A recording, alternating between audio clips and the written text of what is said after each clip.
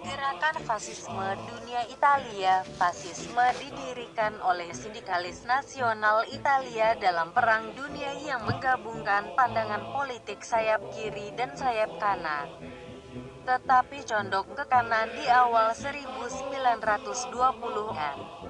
Para sarjana umumnya menganggap fasisme berada di paling kanan. Fasisme meninggikan kekerasan, perang, dan militerisme sebagai upaya memberikan perubahan positif dalam masyarakat, dalam memberikan renovasi spiritual, pendidikan, menanamkan sebuah keinginan untuk mendominasi dalam karakter orang, dan menciptakan persaudaraan nasional melalui dinas militer.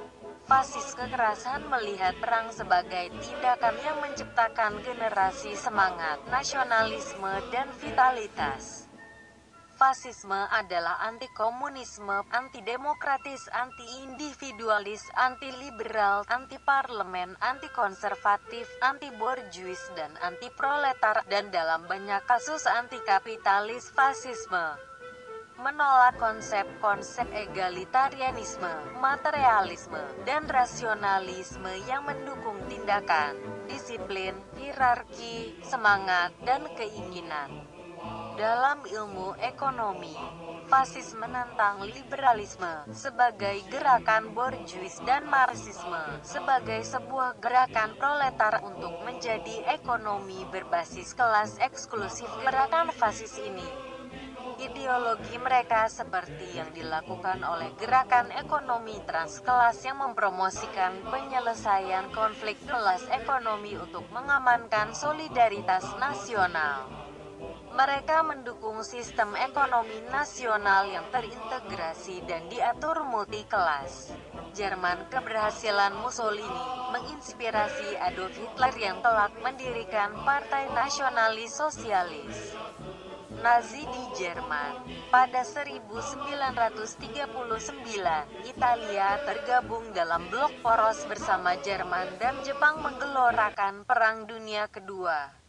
Lawan yang dihadapi adalah blok sekutu terdiri dari Inggris, Prancis, Uni Soviet, Amerika Serikat, dan negara lainnya. Pengalaman memenangkan perang kecil di Ethiopia membuat Mussolini jemawa. Italia sendiri sebenarnya belum siap untuk menghadapi perang besar. Menjelang pecah perang, Italia hanya mengandalkan persenjataan sisa Perang Dunia I. Senapan yang digunakan adalah buatan tahun 1891. Persenjataan itu pun tidak diganti hingga akhir Perang Dunia II. Di awal perang, Jerman mampu memenangi berbagai front pertempuran di Eropa. Pun demikian dengan Jepang yang didaya di Asia Timur Raya. Namun, Italia yang terjun di front Balkan dan Afrika Utara justru keok di mana-mana. Pada tanggal 9 Juli tahun 1943, sekutu berhasil memasuki Italia melalui Pulau Sisilia. Pengaruh Mussolini goyah dan berada di ambang kejatuhan. Hingga pada akhirnya, blok poros kalah total dari sekutu. Negara yang menganut paham fasisme, negara fasis juga menggunakan militer sebagai alat untuk mempertahankan kekuasaannya. Negara yang menganut fasisme yaitu Jerman, Italia, Jepang, dan Spanyol. Hitler di Jerman terkenal dengan partai Nazinya dengan haluan ultranasionalis dan fasis. Kaisar Hirohito di Jepang terkenal dengan ambisinya untuk menguasai Asia Raya dengan mengusung fasisme militeristik.